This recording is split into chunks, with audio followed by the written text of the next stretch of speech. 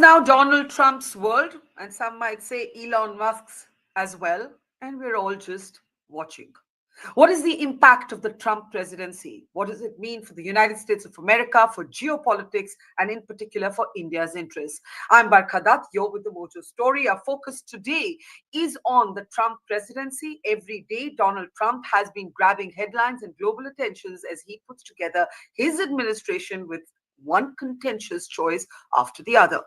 Now, there are many in India rooting for him, others are wary. What might a Trump presidency mean for India, but also what might it mean for the world?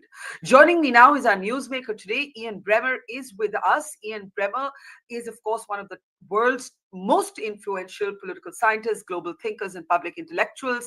Thank you, Ian. It's always a pleasure. I just finished reading your extraordinarily interesting newsletter.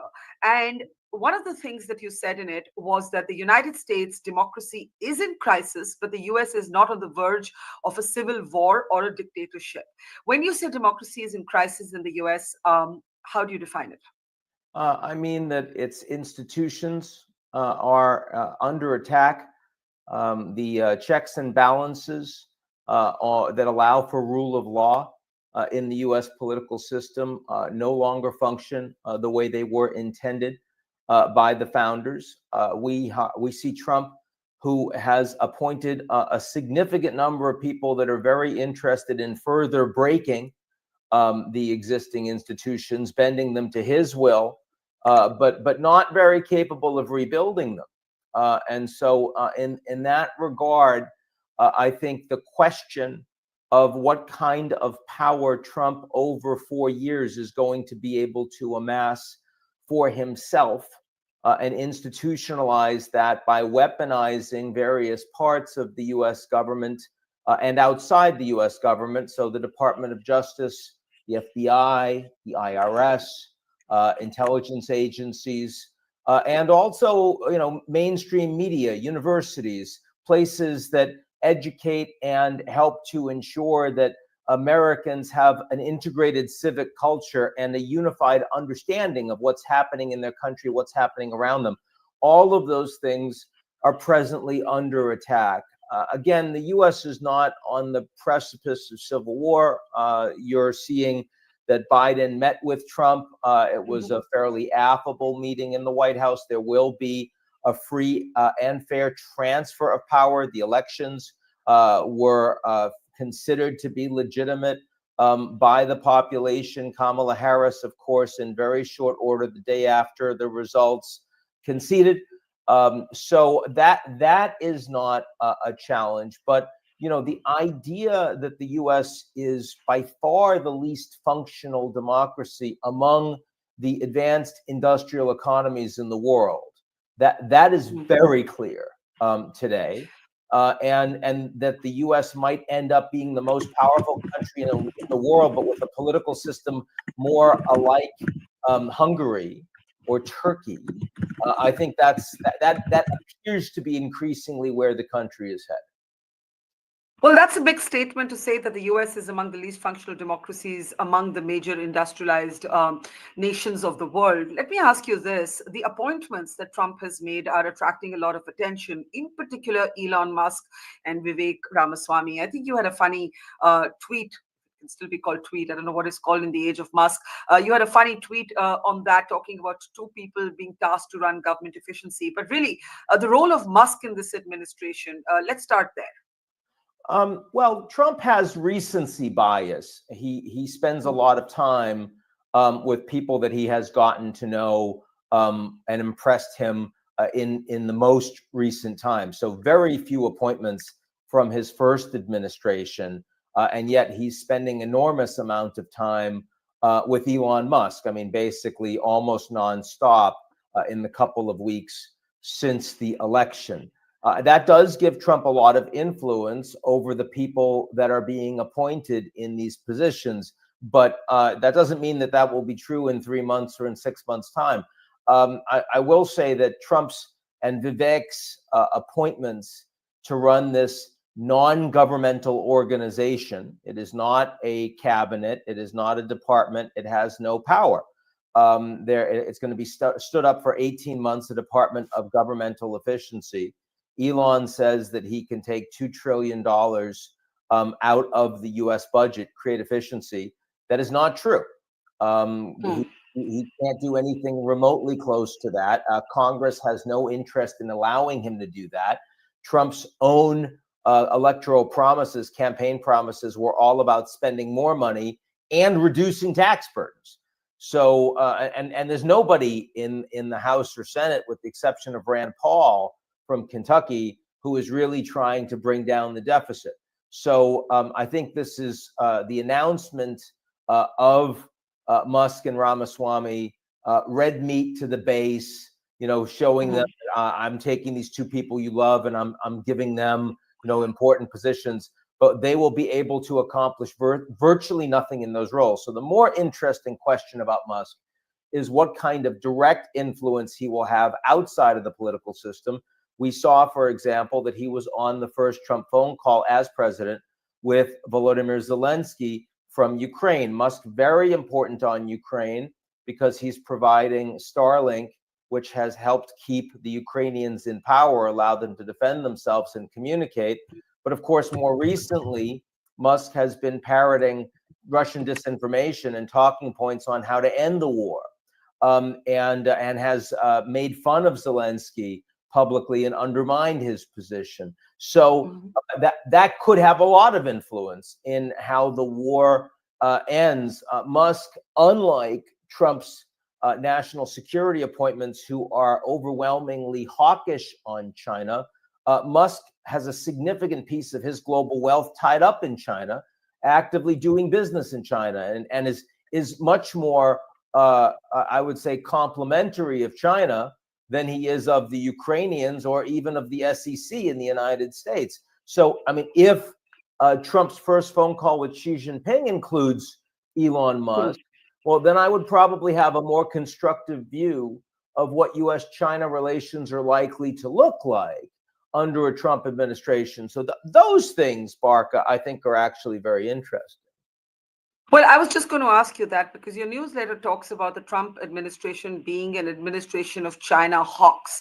But this isn't the first time that you're pointing out to the links between Elon Musk and China, Elon's wealth and projects linked to China. Isn't that a contradiction, or do you think it reinforces that Musk's influence might be more symbolic, more for the base than actual, or do we not know yet? We don't know. We don't look. I mean, Trump has a desire to end the war in Ukraine as fast as possible, and he's appointed some people like Pete Hegseth for defense and Mike Waltz as national security advisor, who have been among the most hawkish in pro-Ukraine, anti-Russia sentiment, and wanting to get them more military support, more economic support.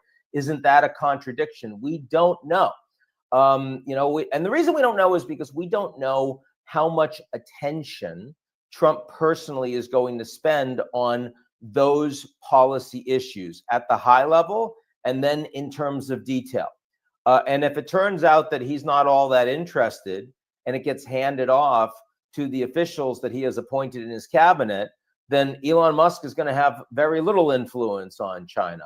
If, on the other hand, he's actually given a significant amount of attention to this personally, and is prepared to bring Elon in, then look, Elon does have a relationship with a number of high-level Chinese officials. He's traveled to China recently. He has held himself out there as the guy that can help smooth relations between China and Trump, so much so that when I was in Beijing, high-level officials were asking me, hey, do you think he can really do this? And what does it mean? And, should we count on him going forward?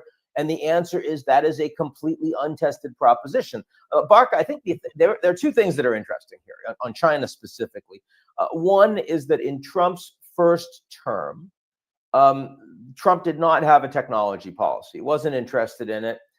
So he put tariffs on China. He was concerned about intellectual property. A lot of people, had a hard line on Taiwan. But on technology, it was Biden. It was the CHIPS Act came under Biden. It was the export controls on semiconductors came under Biden. Biosecure Act, Biden. So, I mean, are we going to see Trump continuing those policies, or will Elon have a lot more influence over technology policy vis-a-vis China? We know that Jeff Yass, who's a major investor for TikTok and also a major contributor to the Trump campaign, managed to get Trump to flip, not to want to ban TikTok, but instead saying, no, I want to keep working with TikTok, which is, kind of funny for a guy that's got a hawkish administration on China. I mean, China owns TikTok, and aren't you concerned about them scooping up all of this data, on American kids, for example? Well, apparently no. Well, Elon's given a lot more money to the Trump campaign than Jeff Yass. I mean, $125 million as opposed to like 2 million. So, I mean, historically, one thing you could always count on Trump is the fact that if you gave him a lot of money, he would do what you wanted, right? I mean, he is very deeply oriented towards money and business transactions. So, I mean, surely you have to believe that Elon's contributions, and which have included algorithmic contributions on Twitter, that those should be valued by the president-elect. And the question is whether that will be valued primarily at home in terms of continued subsidies for SpaceX and things like that, or whether it will have a meaningful implication for international policy, like, for example, on China. Again, we don't have any answers to those questions at this point. So Elon is quite literally and metaphorically the X factor. I think that's right. Some other appointments. Tulsi Gabbard, Kash Patel, we pronounce it differently here in India. Those are two appointments that have, triggered a lot of interest, especially here in India. How do you look at those two appointments? Kash Patel, as of this morning, I had not yet seen him appointed. Well, yes. Sorry, I should say that he was rumored to have a significant role. Yes, Tulsi Gabbard has been right. appointed. I should correct myself. I actually personally expect that he will be the FBI nominee. And Tulsi Gabbard for National Intelligence Director, Matt Gaetz for Attorney General, and then Pete Hegseth for Defense. Those are the four appointees that I would say are considered the biggest threat to vulnerable and weaker U.S. institutions, balance of power, extremely loyal to Trump and willing to do things that could undermine democracy and democratic functioning in the U.S. Now, I have different views on these people. For example, I think that Tulsi Gabbard is certainly one of the biggest promoters of the viewpoints of adversaries of the United States geopolitically, Syria, Russia, most notably, also Iran. And that's making a lot of people very upset. But I've seen a lot of well-respected Democrats claim that she's, a cutout for Russian intelligence, that she's actually been, on the payroll of actively working for the Russians. There is no evidence of that. I have no reason to believe that. I think that she is more akin to someone like Jeffrey Sachs, someone like John Mearsheimer, people that have, for various reasons, decided that they are against the so-called deep state, strongly against what they consider to be American imperialism, and aligning with American enemies. And in this regard, Tulsi Gabbard is ideologically 180 degrees opposed to the policy and worldviews of the incoming Secretary of State Marco Rubio, of the incoming National Security Advisor Mike Waltz. Now, she will have influence over U.S. intelligence, but she will not be the sole person that has that influence. The director of the CIA will be more important, for example. It just means that ultimately there's going to be a lot of infighting to the extent that policies are up for grabs among that group. And I expect that one or more of those people, those four, will not be in power within 12 months. because you can't maintain that kind of opposition functionally inside your government. Now, Matt Gaetz and Kash Patel, if he gets his FBI appointment, that's a different story, because those are people that are prepared to facilitate Trump going after his adversaries. And this is very different, Barkha, from Trump's first term. Trump's first term, he wasn't really, looking at an enemies list and saying, these people tried to hurt me, I have to hurt them. This time he is. Trump, if he didn't get elected, was going to go to jail. He believes that the investigations against him were politicized, were weaponized, and illegal, not only by the FBI and the Attorney General, but by the president and his allies in the Democratic Party. He believes that them calling him Hitler and a fascist made him vulnerable to assassination attacks, and that they refused to give him adequate Secret Service security that made it very likely that he was going to get killed and this close, right? So, I mean, clearly he feels like he needs to address that, and he wants to use these agencies to go after these people. And he is now appointing people that are prepared to facilitate that. So if Gaetz is confirmed, or if there is a recess nomination, which would allow him to be in place for almost 2 years, then I do believe that he and Kash would create a new McCarthyism in the United States, where a group of people that Trump considers to be enemies, and how big this group is to be seen, would absolutely face investigations, audits, possibly criminal charges. And again, we haven't seen that in the United States since the Red Scare days, something that really would cause a chilling impact on rule of law in the United States. Now, quickly on geopolitics, your newsletter's overview is China, hawkish on China, embrace of Israel, and you say Putin is the real winner. That's just what your newsletter said moments ago. Yeah. Why do you think Putin is the real winner? Well, because Trump is prepared to undermine the Ukrainians to ensure that he has an end to the war. And I think that Russians will consider that, on balance, favorable to them, even if it does not give them everything they want in the war.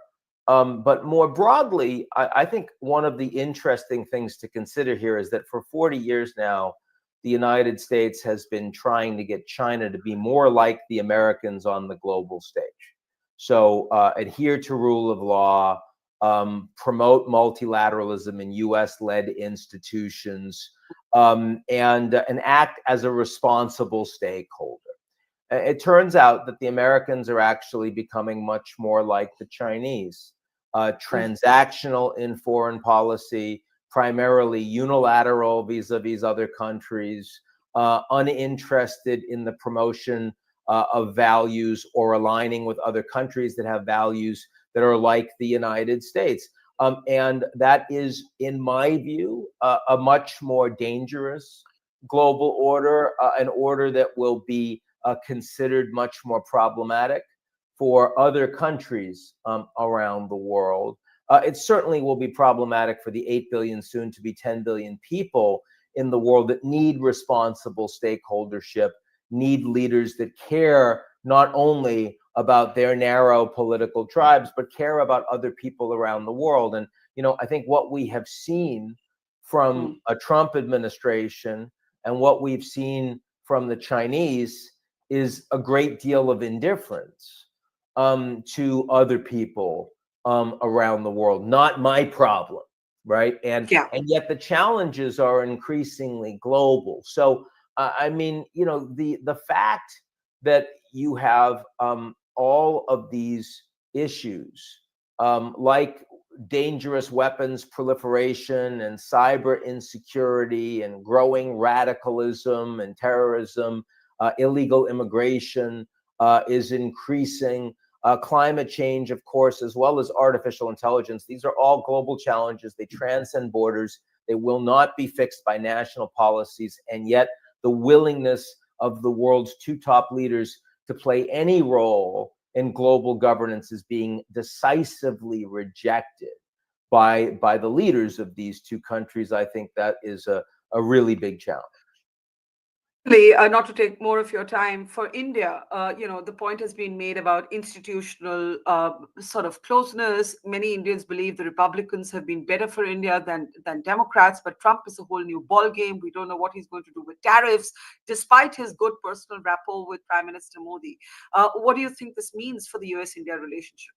Well, I mean, India should care about a United States that wants to be a leader on climate change and transition energy, because the Indians have not industrialized yet, and your net zero plans are 2070 and aren't particularly in place, and you're going to need a lot of support, economic support, diplomatic support from countries like the US and China. Trump has just nominated for Secretary of Energy an oil executive, fracking executive, who says that climate change is not a real thing. It's not a structural concern. So, I mean, if I were leading India, I would be very concerned about that. If I were leading India, I would want an American leader that cares more about global governance, that's aligned more with the global South, of which India plays a leading role. So the bilateral relationship between the US and India will be very strong, but India will increasingly be operating in a world that is less hospitable for a country like India, for 1.5 billion people like the Indians, and the US will be increasingly responsible for the reason that is happening. Yeah, well, a lot to think about, Ian. I know you're very busy, so we're going to let you go now. I'm going to look forward to your next newsletter because Trump's going to keep all of us very busy. Take care. See you soon. Bye. It's great to see you here. Thank you for watching our work. If you haven't subscribed yet, don't forget to click the bell icon and subscribe to Mojo Story and support independent, robust journalism.